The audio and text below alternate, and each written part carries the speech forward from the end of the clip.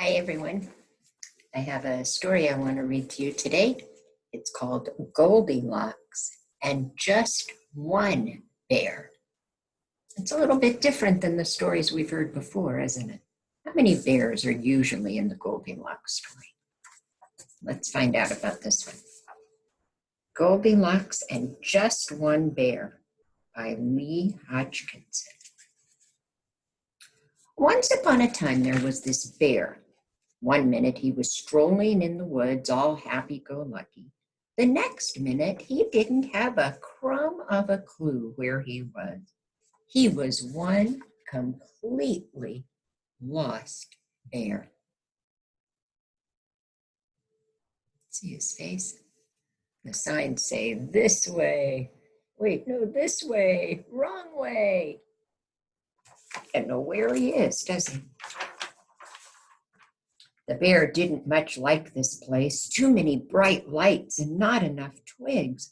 Too much loud wonking and beeping and not nearly enough owl hooting. Looks like maybe they're in a city, huh? Lots of cars. The bear was also a teeny bit scared and his furry legs were slightly wobbly. Maybe the thing to do, said the bear, looking around, is to pop into the towers here and get away from this terrible racket. So there's an apartment building right here, a very tall one.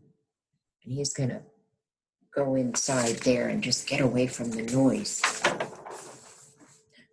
But the revolving door at the towers made the bear dizzy, and being dizzy with wobbly legs was bad news. Do you know what a revolving door is? It's one of those doors that goes round and round and round. When you walk in, you have to keep walking and then walk out. What the bear needed was a little rest. A little rest somewhere would definitely make things right. Can you see where he ended up when he got wobbly? And he sort of fell into the elevator. And the elevator is taking him all the way to the very top of this apartment building. The bear peeked through the door and thought how very pleasant it was up here. Not nasty and noisy like down there, said the bear. Just the place for a little rest. So he's ended up in someone's apartment, hasn't he?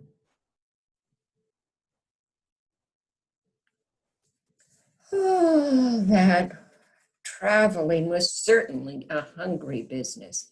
So before his little rest, a little porridge seemed like a good idea. Watch what he thinks is the porridge.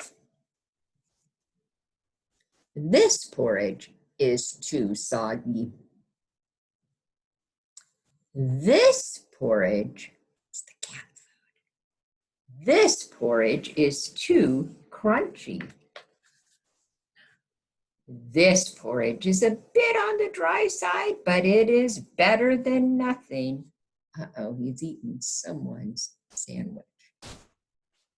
Now the bear was ready for his little rest.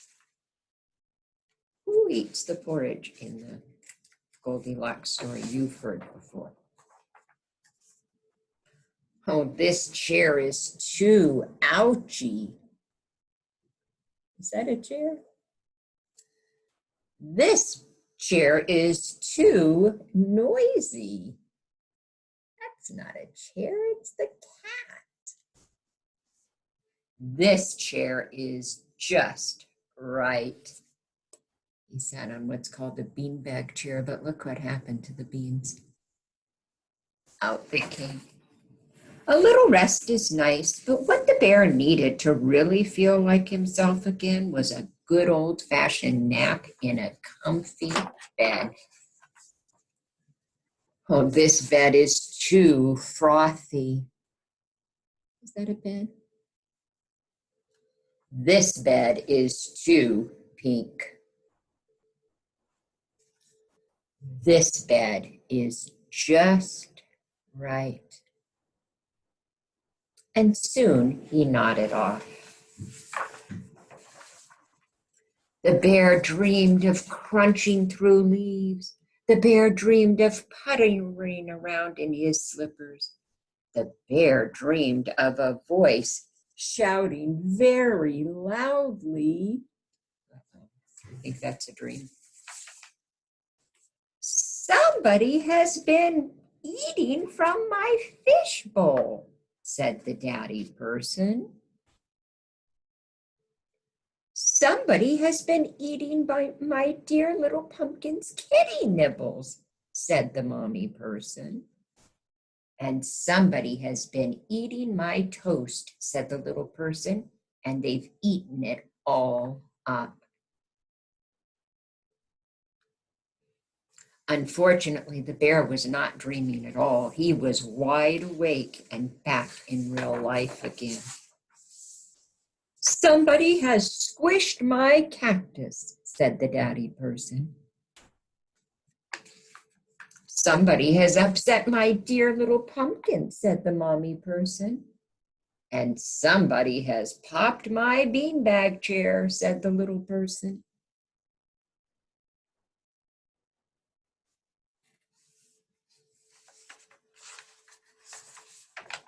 Somebody has been sleeping in my bath, said the daddy person. Somebody has been sleeping in my bed, said the mommy person. Shh, whispered the little person. I think that somebody is sleeping in my bed right now. The bear peeked from under the covers to see a daddy person, a mommy person, and a little person standing right there. I think they were surprised to find a bear in their bed. I think I would be surprised. The bear thought that the mommy person looked ever so slightly familiar. That means that maybe he had seen her before. And the mommy person thought that the bear seemed ever so slightly familiar too. She remembered gobbling other people's breakfast, breaking other people's stuff, and snoozing in other people's beds. Baby bear, said the mommy person. Goldilocks, said the bear. The bear ended up in Goldilocks' apartment. Goldilocks was all grown up by now. And there's the baby bear all grown up too. They hadn't seen each other in ages. Porridge? Asked Goldilocks. The bear nodded. So Goldilocks cooked up a big bowl and plunked it in front of him. It was not too hot. It was not too cold. It was just right. It made the bear almost forget about that once upon a time when Goldilocks had behaved so badly. This little bear wouldn't dream of doing anything like that. He kind of had, hadn't he? That's a big bowl of porridge. And although it had been good to see Goldilocks living so happily ever after with those charming people, the bear decided it was time to go back home to the woods. He's got a map this time so he can figure out where he's going. That was a fun story, wasn't it? I like that one. I'll see you next time.